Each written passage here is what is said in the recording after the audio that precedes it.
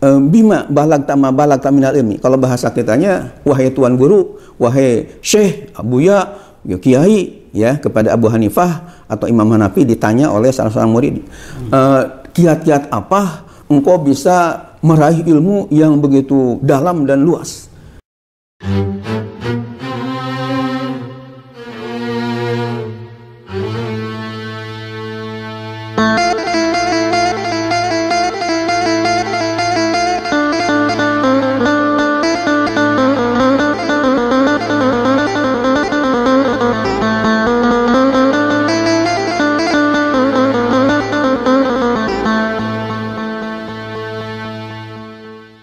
Assalamualaikum warahmatullahi wabarakatuh. Waalaikumsalam warahmatullahi wabarakatuh.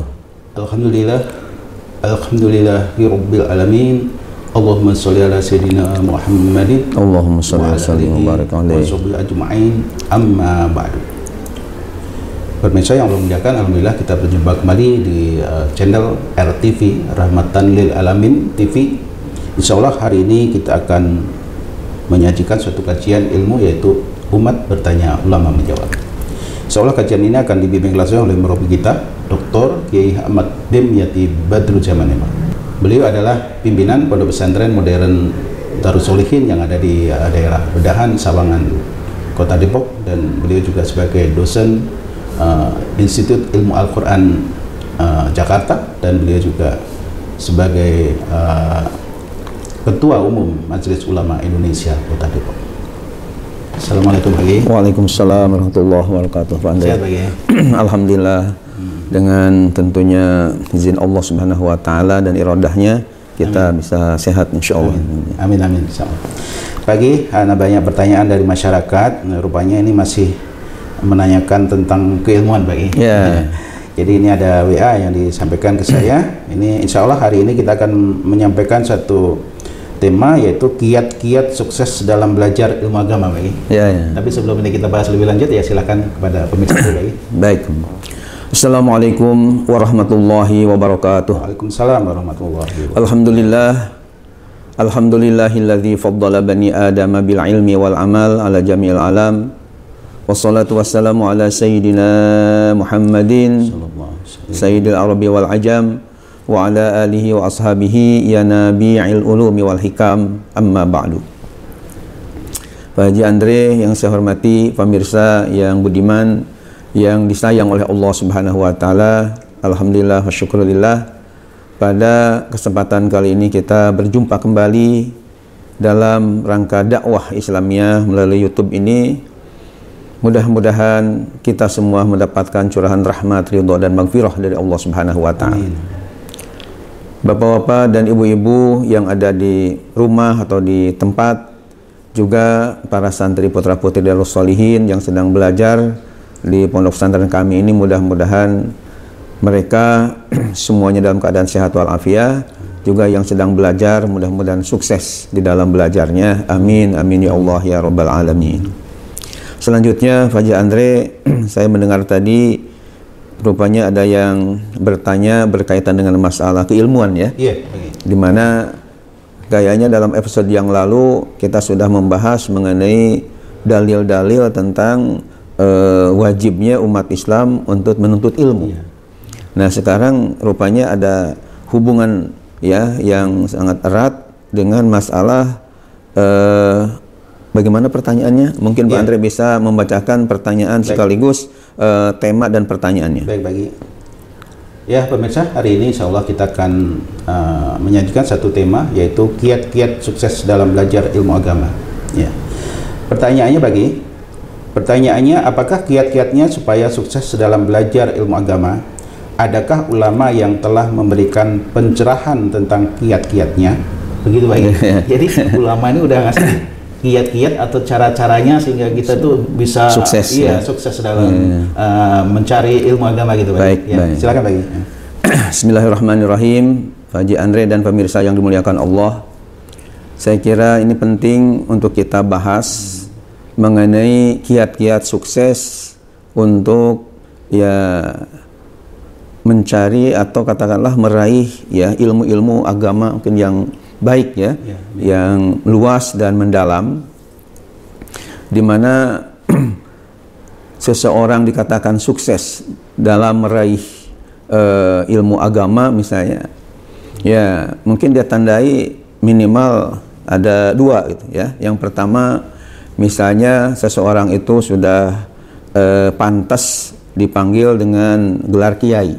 Ya, itu sebagai indikator bahwa seseorang itu sukses di dalam mengkaji, belajar ilmu agamanya. Tapi maksudnya dalam keilmuan bagi? Ya, kiai tentunya dalam keilmuan, karena kan ada tahapan santri, ada tahapan ustadz gitu ya. Di kita ini ada tahapan kiai. Nah, jadi kalau sudah derajatnya istilah sudah dipanggil kiai dan memang pantas untuk menyandang gelar itu salah satu tanda bahwa orang ini sukses di dalam belajar keilmuan ya, keagamaannya. Itu yang pertama. Yang kedua, misalnya kalau di dunia akademis ya bisa dikatakan seseorang ini sukses apabila sudah katakanlah meraih gelar doktor misalnya ya di S3, karena ya kan jenjangnya itu S1, S2, S3. Enggak ada S4 apalagi S-teler. Jadi kalau sudah gelarnya S3 apalagi di bidang misalnya tafsir dan hadis, karena ilmu-ilmu yang lain kayak fikih, usul fikih, ilmu tajwid dan yang lainnya ya merupakan ya pancaran daripada ilmu tafsir dan hadis itu. Karena tafsir berhubungan dengan Al-Qur'an, hadis berhubungan dengan kaitan dengan Rasulullah sallallahu alaihi wasallam.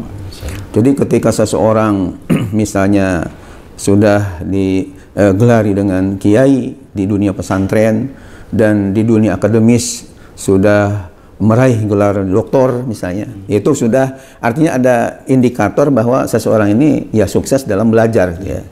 Itu diantaranya. Nah, untuk meraih katakanlah kiat-kiat belajar yang sukses dalam masalah ilmu agama, tadi kan ditanyakan apakah sudah ada ya ulama-ulama yang memberikan pencerahan untuk supaya dicerna, diikuti oleh khususnya mungkin generasi penerus kita ini.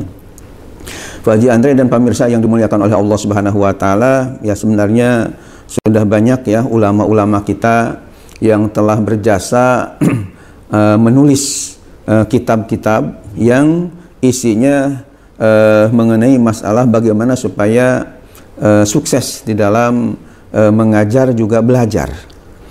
Ini di hadapan saya ada beberapa kitab sebagai informasi aja. Ada yang judulnya memang kitab ilmu ya. Ya, Kitabul Ilmi ini di sini dijelaskan ta'rifuhu fadluhu hukmuhu al-asbabul mu'inah ala talabil ilmi juga wa turuku tahsilihi. Jadi artinya dibahas mengenai masalah keutamaan ilmu, kemudian hukum mempelajarinya, sebab-sebab yang membantu seseorang untuk mencari ilmu, bahkan turuku tahsilih itu metodologi cara menghasilkannya ilmu tersebut ya. Ini dikarang oleh Syekh Muhammad Soleh dan diberikan tahrij hadis-hadisnya oleh Syekh Salahuddin Mahmud namanya. Kemudian itu yang pertama. Yang kedua, saya juga punya kitab yang judulnya Wa qur rabbi zidni ilma. Sebenarnya ayat artinya Wa qur rabbi zidni ilma ini merupakan ayat Al-Qur'an yang ada di dalam surah Toha. Namun kemudian oleh Syekh Hisham Mustafa Abdul Aziz, nama pengarangnya, dijadikan judul dalam bukunya ini. Dimana kalau diterjemahkan secara harfiah artinya wa qur rabbi zidni ilma ini, dan katakanlah wahai Tuhanku tambahilah aku ilmu pengetahuan. Jadi memang di dalam Al-Qur'an itu tidak ada yang disuruh kepada Nabi kita Muhammad SAW untuk menambah kecuali dalam masalah ilmu. Jadi tidak ada pandai di dalam Al-Qur'an dan pemirsa dikatakan misalnya wa qur rabbi zidni malan, ya Allah tambahilah aku harta. Atau misalnya wa qur rabbi zidni katakanlah misalnya jahan, ya Allah tambahilah aku pengaruh ya. Akan tapi yang ada adalah wa qur rabbi zidni ilma, ya Allah tambahilah aku ilmu pengetahuan. Karena dengan ilmu pengetahuan itu insya Allah yang lain-lainnya akan terbawa semua ya, akan diraih semuanya. Nah, di dalam kitab wa qur rabbi zidni ilma ini juga penuh dengan nasihat-nasihat supaya katakanlah kaitan dengan kiat-kiat sukses belajar ilmu agama ini. Nah, kemudian yang selanjutnya saya punya juga adalah sebuah kitab namanya Al-Qistosul Mustaqim. Al-Qistosul Mustaqim fi Taqwimi Ahli Ta'lim. Ini dikarang langsung oleh Imam Ghazali. Jadi Imam Al-Ghazali yang sangat terkenal itu selain kitabnya yang sangat populer Ihya Ulumuddin, ya, yang dikatakan man lam yaqra'il ihya falaysa minal ahya. Orang yang tidak pernah membaca kitab Ihya bukanlah orang yang hidup, ya. Karena begitu pentingnya barangkali sehingga ada ungkapan seperti itu. Juga beliau mengarang beberapa kitab, di antaranya Al-Qistosul Mustaqim fi Taqwimi Ahli Ta'lim. Ini berkaitan dengan juga masalah bagaimana cara belajar dan mengajar yang terbaik. Itu oleh beliau diberikan arahan-arahan.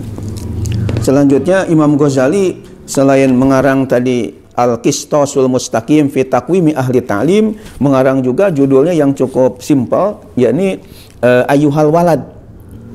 Kalau bahasa kitanya wahai anak, ya. Ayyuhal Walad itu wahai anak. Ini ceritanya di muqaddimah bukunya atau muqaddimah pendahuluan kitabnya, beliau ceritakan bahwa ada anak muda yang selalu istilahnya ngikut kemana aja Imam Ghazali mengajar ilmunya, itu anak muda itu selalu ikut kepada Imam Ghazali.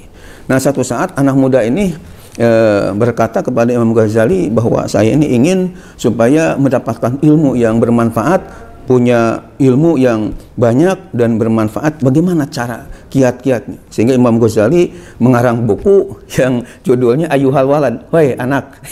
Ini sangat singkat ya judulnya.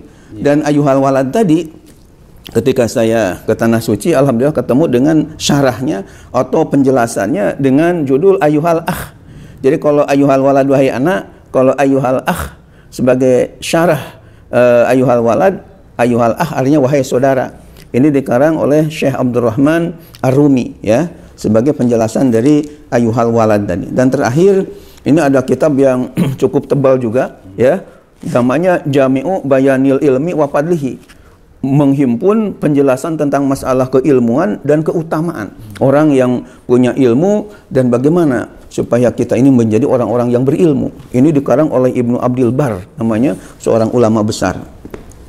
Nah, dari keterangan-keterangan tadi banyak sebenarnya ulama-ulama kita yang sudah berjasa memberikan pencerahan kepada generasi penerusnya untuk meraih ilmu-ilmu yang banyak dan luas juga tentunya bermanfaat. Dari sekian keterangan-keterangan yang saya teliti, Pak Haji Andre dan pemirsa yang dimuliakan oleh Allah Subhanahu wa taala, pada kesimpulannya bahwa ada yang memberikan resep atau kiat-kiatnya itu agak panjang, ada yang sedang, ada yang pendek atau singkat padat aja. Misalnya ada juga ulama yang lain namanya Syekh Al-Imam Az-Zarnuji namanya. Itu beliau mengarang sebuah kitab yang diberi nama Ta'limul Muta'alim.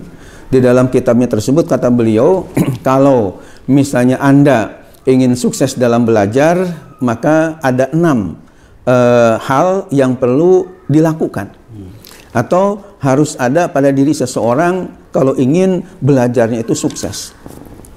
Yang 6 hal itu, yang pertama kata beliau, zakain, harus punya otak yang cerdas. Jadi punya otak yang cerdas ini merupakan modal yang sangat utama untuk menjadi sukses dalam belajar. Karena masalahnya kalau otaknya enggak cerdas, ini memang ada istilahnya telat mikir, ya, agak susah untuk mendapatkan ilmu tadi. Sehingga ada pepatah dalam bahasa Arab, az-zaki yakbi binadhirin wahid ma la yakbihil gobi bi alfi syahid. Artinya orang yang cerdas itu, yang otaknya cemerlang, cukup dengan satu contoh dari gurunya, dari dosennya langsung dia paham. Malayak bihil gobi bi alfi syahid. Sementara orang yang otaknya ya dungu atau otaknya jongkok, ya itu 1000 bukti-bukti, dalil-dalil, ya enggak nyambung-nyambung, sehingga akhirnya menjadi susah untuk menerima ilmu tadi. Maka kata Imam Az-Zarnuji, syarat yang pertama, zakain itu harus punya otak yang cerdas. Yang kedua, tidak cukup dengan otak yang cerdas saja, yang brilian saja, yang jenius saja, akan tapi yang kedua ditambah lagi dengan wahirsin. Wahirsin itu artinya dan punya semangat yang membaja.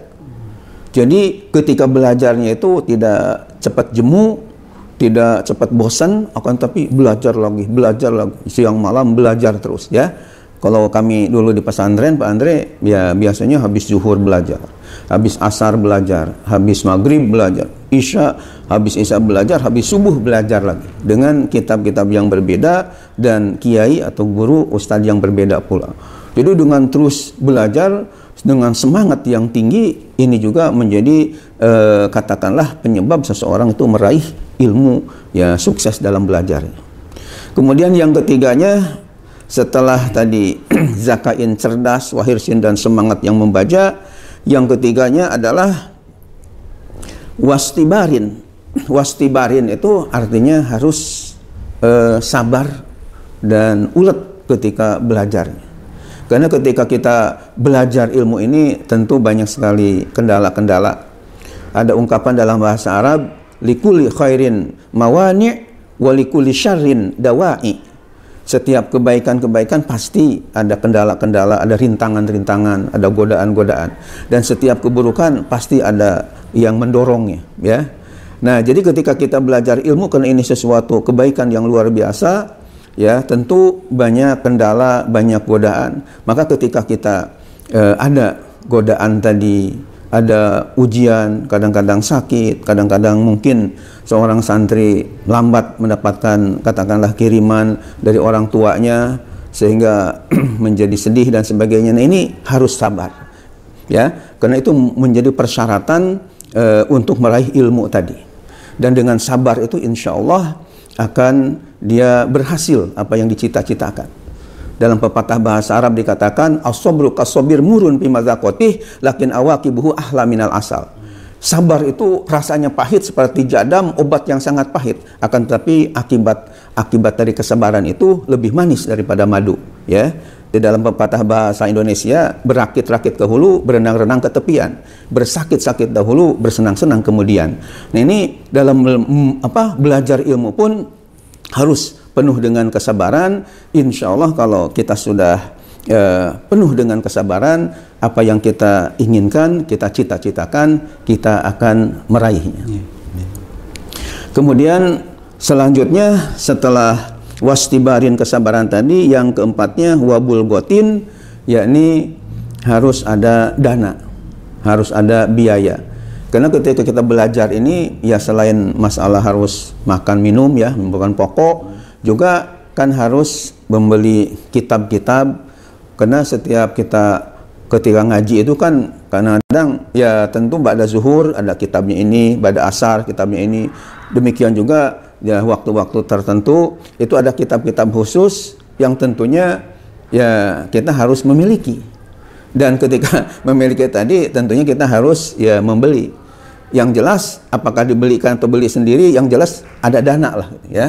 Jadi itu menjadi persyaratan untuk meraih ilmu yang banyak dan bermanfaat.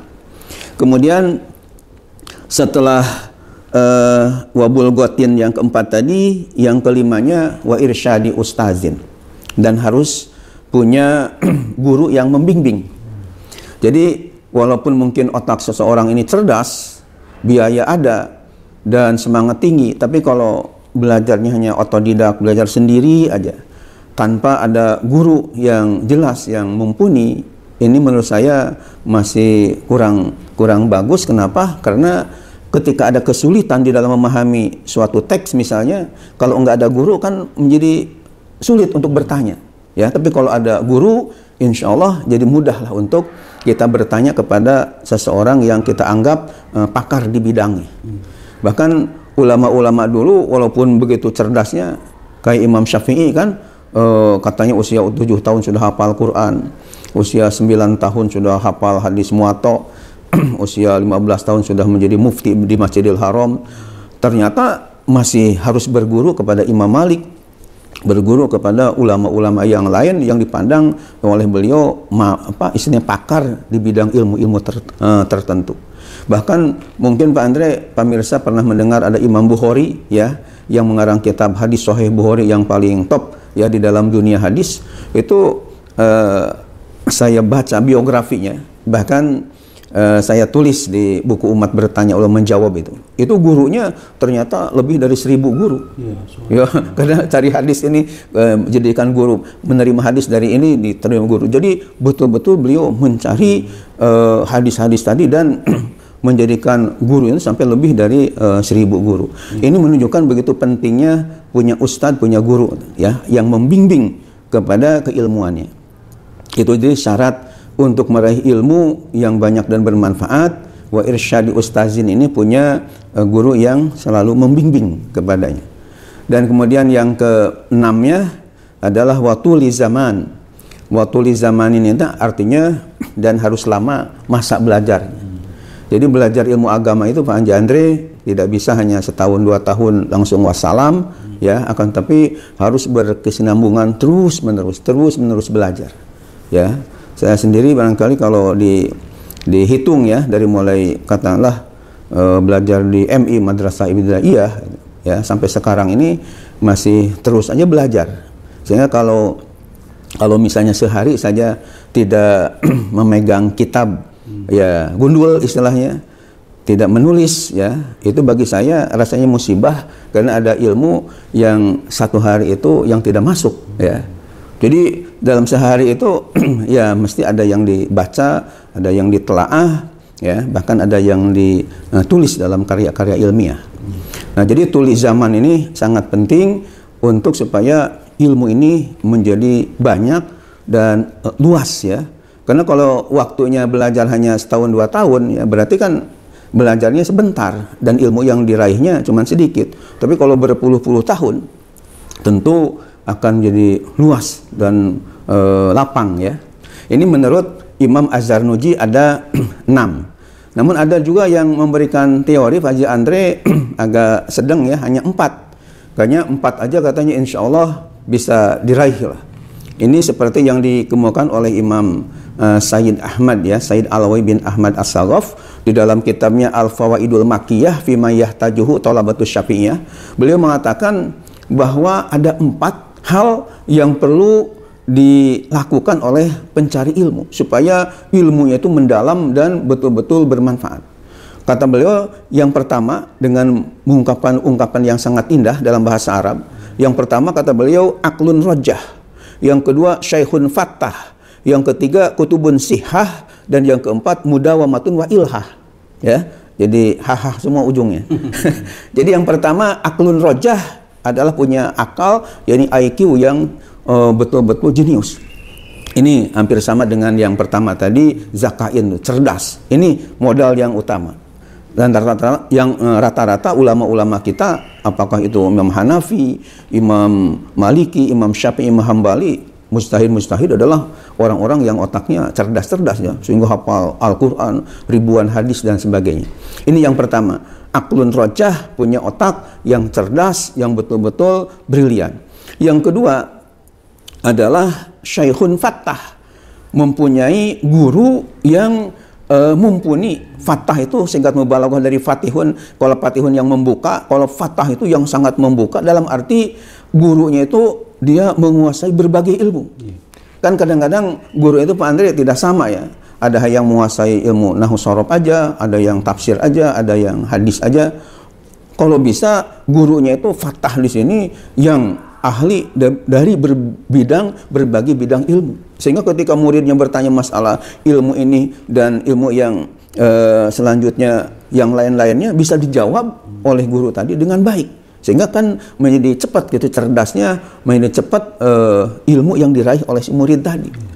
Itu kalau bisa saya sarankan bahkan gurunya itu yang istilahnya bersanad. Ya, bersanad itu artinya yang punya rentetan guru yang sampai kepada Rasulullah Sallallahu Alaihi Wasallam.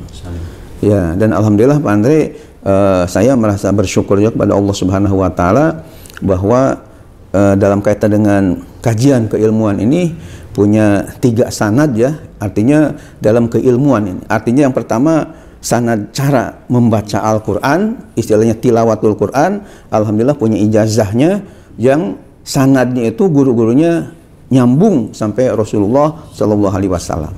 Yang kedua kaitan dengan tahfizul Quran, yakni hafalan Al-Quran yang 30 juz ini punya guru, yang guru ini betul-betul punya sanad ya, jelas gurunya nyambung sampai Rasulullah Sallallahu Alaihi Wasallam. Yang ketiga kaitan dengan kutubut turos atau kitab gundul ya, ada yang mengistilahkan kitab kuning karena biasanya kertasnya itu dulu adalah warnanya kuning, jadi terkenal dengan kitab kuning ya, artinya kitab-kitab keagamaan. Ini juga alhamdulillah saya punya sanad guru yang sanad itu jelas, kita bisa menyebutkan satu persatu sampai kepada Rasulullah Sallallahu Alaihi Wasallam.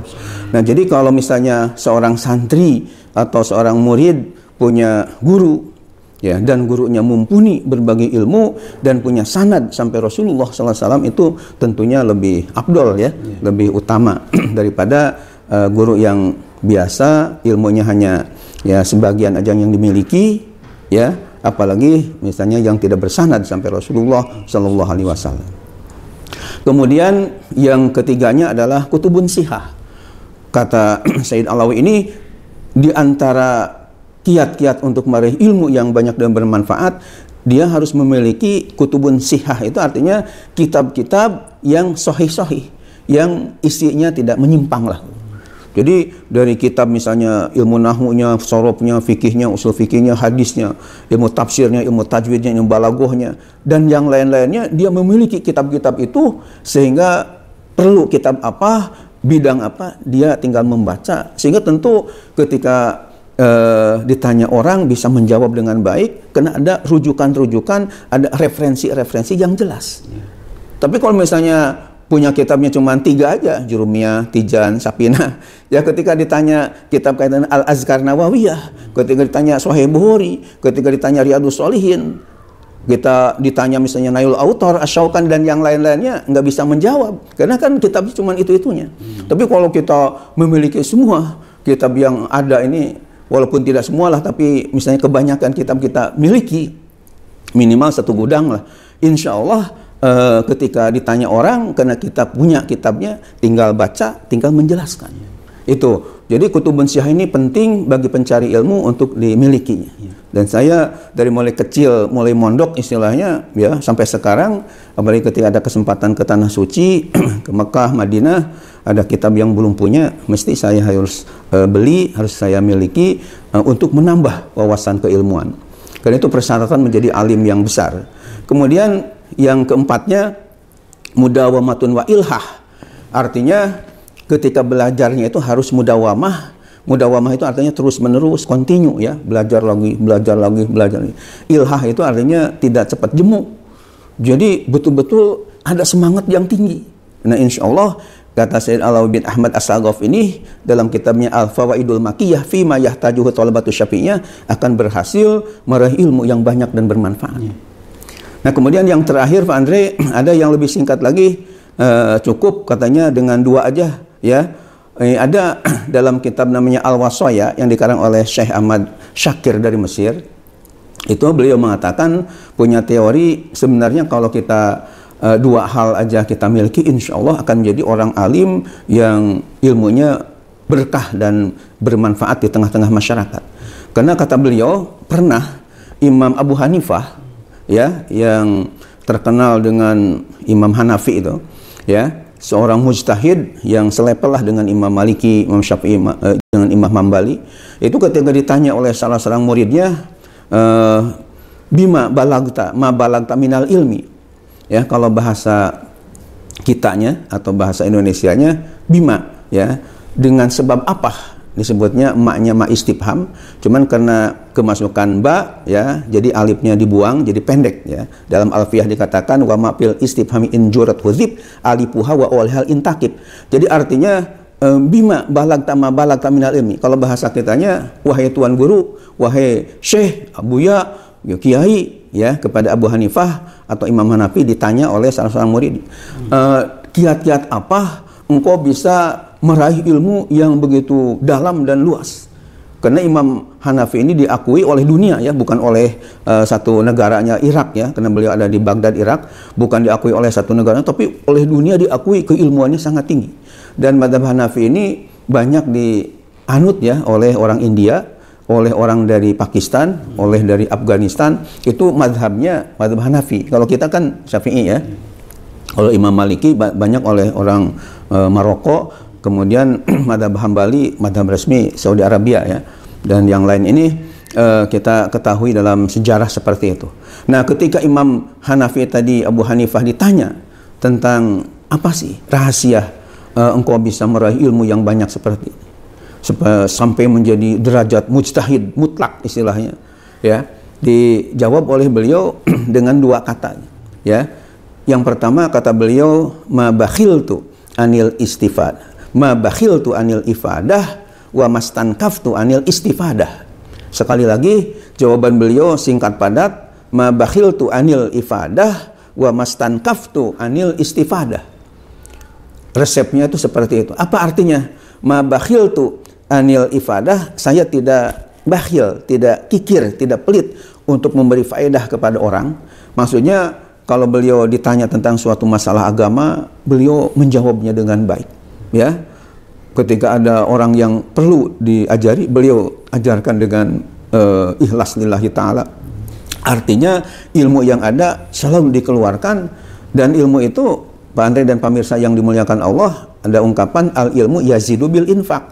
Jadi ilmu itu akan bertambah dengan dikeluarkan ya. Bukan kalau harta akan dikeluarin berkurang, tapi kalau ilmu ketika dikeluarkan bertambah mantap.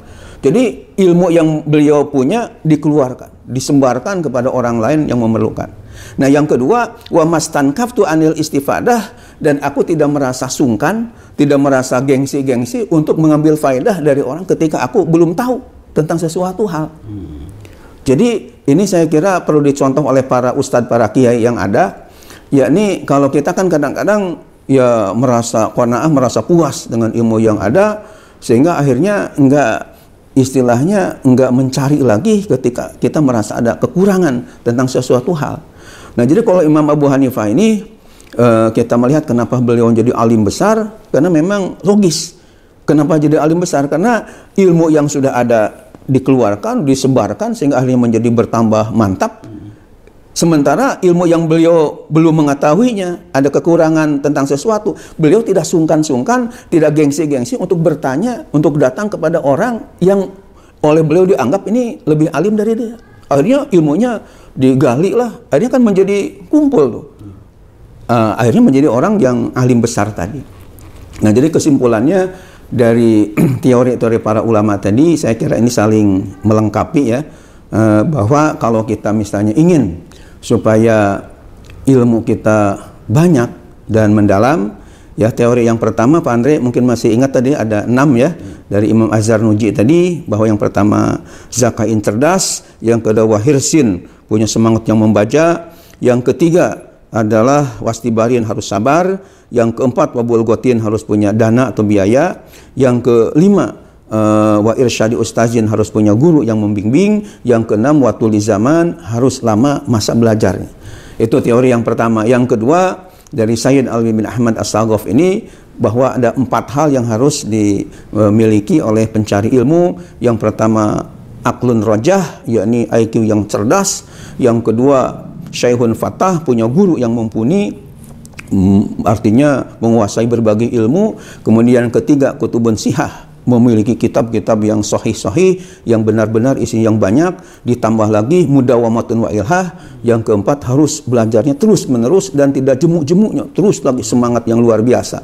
Itu teori yang kedua. Yang ketiga, yang dua tadi adalah ilmu yang sudah kita miliki ya, mabakhil tu anil ifadah, jangan dikikirkan, jangan pelit dengan ilmu yang sudah ada, disebar-sebarkan kepada orang yang memerlukannya ya, kita sebagai mu'alim, sebagai pengajar. Nah, ditambah lagi wa mastankaftu anil istifadah, jangan segan-segan, jangan sungkan-sungkan untuk kita mencari yang belum kita ketahui, sehingga dengan demikian menjadi mantaplah ilmu kita dan kita menjadi banyak ilmu dan lapang ya. Tentu dengan kita banyak ilmu tadi, Allah pun akan mengangkat ya derajat kita sesuai dengan firman-Nya dalam surah Al-Mujadilah ayat 11. A'udzubillahi minasyaitonirrajim. Bismillahirrahmanirrahim. Yarfa'illahu alladzina amanu minkum walladzina utul ilma darajat. Jadi Allah niscaya akan tinggikan orang-orang yang beriman di antara kalian dan berilmu pengetahuan beberapa derajat. Nah, mudah-mudahan dengan dikupas dan dibahas mengenai kiat-kiat meraih ilmu, suksesnya belajar dalam ilmu agama ini menjadi semacam ada pencerahan ya kepada khususnya generasi muda, tapi generasi tua juga ya, karena mencari ilmu itu kan minal mahdi ilal lahdi, long life of education dalam bahasa Inggrisnya. Jadi selama hidup ya di kandung badan, hayat di kandung badan, tidak ada pensiunnya lah untuk belajar sampai kita meninggal dunia.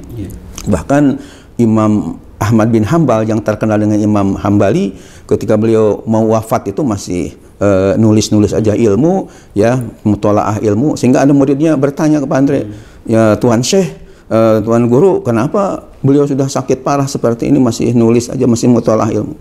Kata beliau, ma'al mihbaroh ilal makbaroh, saya dengan tinta belajar untuk belajar ilmu ini nggak mau tinggal sampai ke kuburan. Artinya belajar ilmu itu ya sampai wafat, jadi nggak putus gitu ya, terus belajar. Nah, mudah-mudahan pembahasan kita menjadi semacam katakanlah pencerahan bagi umat Islam ya, khususnya generasi muda ini, insya Allah. Demikian Pak Haji Andre, mudah-mudahan bermanfaat. Mohon maaf lahir batin. Assalamualaikum warahmatullahi wabarakatuh. Waalaikumsalam warahmatullahi wabarakatuh. Ya, baik pemirsa, kajian kita hari ini membahas tentang bagaimana kiat-kiat kita untuk mencari ilmu agama. Ini sudah dijelaskan oleh murabbi kita. Yang tadi adalah kiatnya, yang pertama ada 6, kemudian ada 4, kemudian yang terakhir ada 2, tinggal dipilih ya. Yang istiqomah dan niat. Istiqomah dan niatnya yang baik, insyaallah berhasilnya. Baik. Ya, ini mudah-mudahan menjadikan pencerahan, dan insya Allah kita berjumpa kembali pada episode berikutnya. Kita tutup kajian kita saat ini yaitu dengan doa kafaratul majelis. Subhanakallah wa bihamdika asyhadu an la ilaha illa anta astaghfiruka wa atubu ilaik. Kurang lebihnya mohon maaf lahir batin. Wassalamualaikum warahmatullahi wabarakatuh. Waalaikumsalam warahmatullahi wabarakatuh.